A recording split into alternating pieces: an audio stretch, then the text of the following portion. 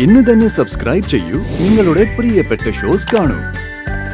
ഈ താലിക്ക് ഞാൻ മഹത്വം കൊടുത്തിട്ടില്ലായിരുന്നെങ്കിൽ കെട്ടിയതാരാണെന്നറിയാതെ താലിയും ചുമന്ന് ഞാൻ നടന്നിരുന്ന ആ സമയത്ത് പൊട്ടിച്ച് കടലിലെറിഞ്ഞനെ.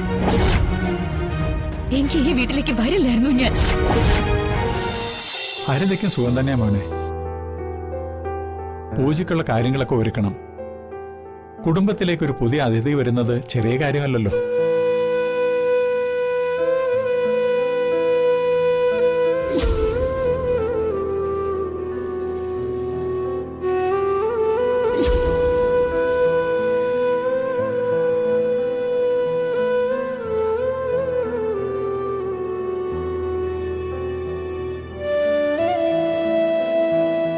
ഹരിതയുടെ കാര്യം പറഞ്ഞപ്പോ അവന്റെ മനസ്സ് നൊന്തു മാധവേട്ട. ഹരിതയും ഗർഭിണിയായിരുന്നല്ലോ. നമ്മൾ ആ ചടങ്ങ് നടത്തുന്നതിന് മുൻപേ പാവം ആ കുഞ്ഞു പോയി.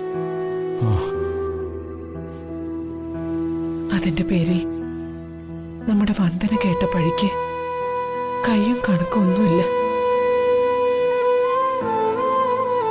എല്ലാം ദൈവനിശ്ചയം, അല്ലാതെ എന്തു പറയാനാ, അല്ലേ മാധവേട്ട?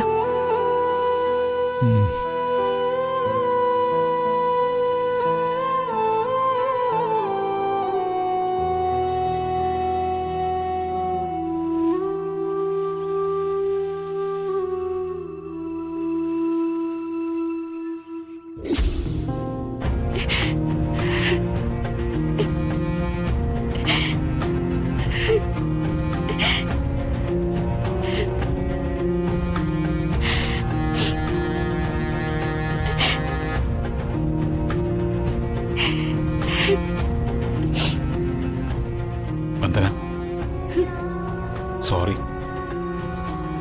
എല്ലാവരും പറയുന്നത് ശരി തന്നെ. ശാപം പിടിച്ചൊരു ജന്മം എന്റേത്.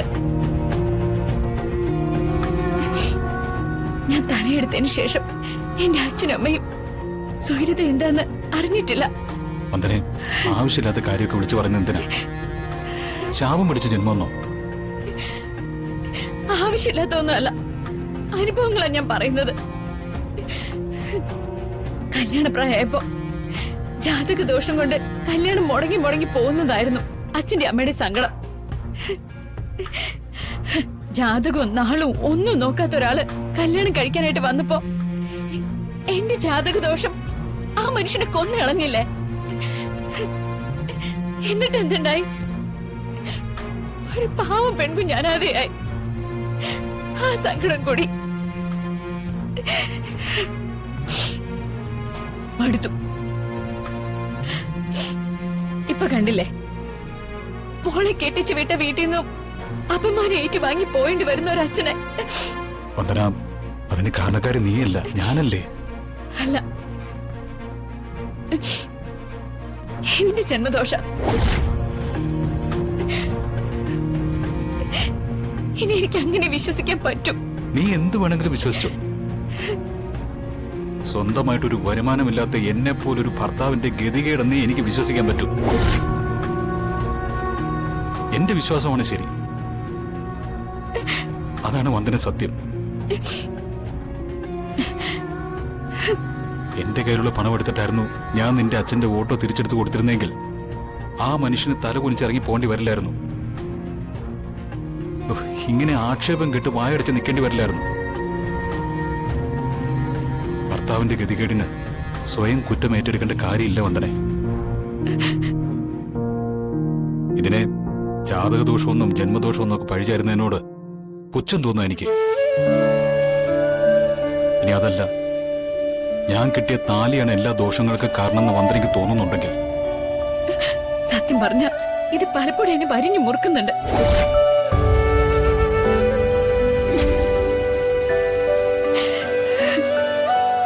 വന്ദനെ, ഒരു ഭാര്യയുടെ കരുതലും സ്നേഹവും ഒന്നും നീ എനിക്ക് തരുന്നില്ലെങ്കിലും ഞാൻ ഇതുവരെ നിന്നോട് പരാതിപ്പെട്ടിട്ടില്ല.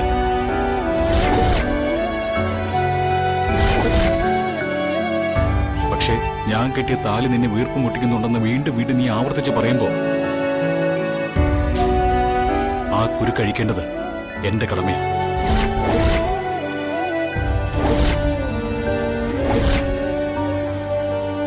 ഇതും നിന്നോടുള്ള സ്നേഹത്തിന്റെ ഭാഗമായിട്ട് കൂട്ടിയാൽ മതി. ഇനി ഈ ഭാരം നീ ചുമക്കണ്ട.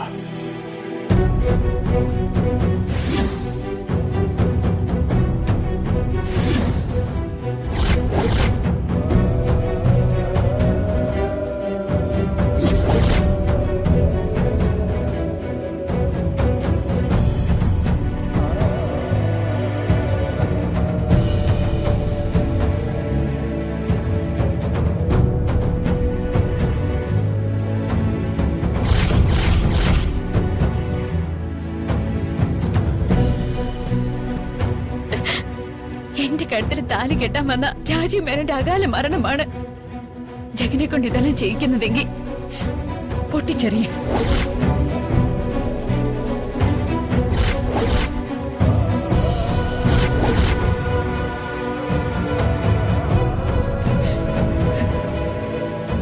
ഈ താലി ജഗന് മരണഭയം വരുത്തണ്ട.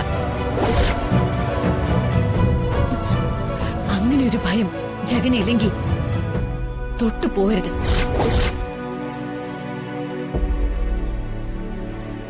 തോന്നുമ്പോ കെട്ടാനും തോന്നുമ്പോ അഴിച്ചെടുക്കാനുള്ളതല്ല പെണ്ണിന്റെ കഴുത്തിലെ താലി. വന്ദനെ, ഈ താലിക്ക് ഞാൻ മഹത്വം കൊടുത്തിട്ടില്ലായിരുന്നെങ്കിൽ കെട്ടിയതാരാണെന്നറിയാതെ താലിയും ചുമന്ന് ഞാൻ നടന്നിരുന്ന ആ സമയത്ത് പൊട്ടിച്ച് കടലിലെറിഞ്ഞത്. എനിക്ക് ഈ വീട്ടിലേക്ക് വരില്ലായിരുന്നു ഞാൻ.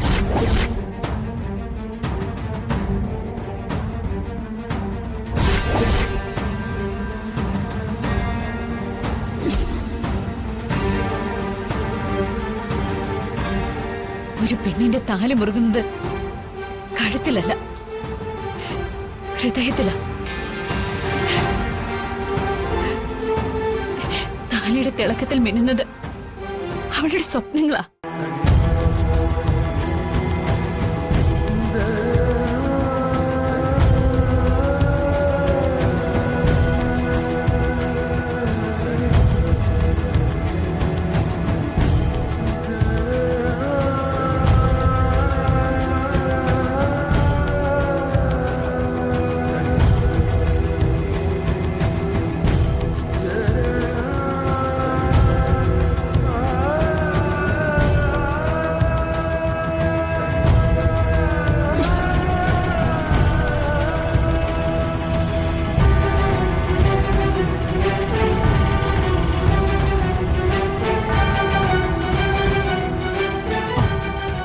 നീ അതൊക്കെ എടുത്ത് പുറത്തേക്ക് വെക്കേ. ആ ആ മാധവേട്ട, കർപ്പൂരം വാങ്ങിയായിരുന്നോ? ആ ഞാനത് ലിസ്റ്റിൽ എഴുതാൻ മറന്നു. വാങ്ങി. ലിസ്റ്റ് വായിച്ചു നോക്കിയപ്പോഴേ അത് മറന്നു പോയിരിക്കാനാണ് സാധ്യത എന്ന് കടക്കാരൻ പറഞ്ഞു. ഒരു പാക്കറ്റ് അധികം വാങ്ങുകയും ചെയ്തു.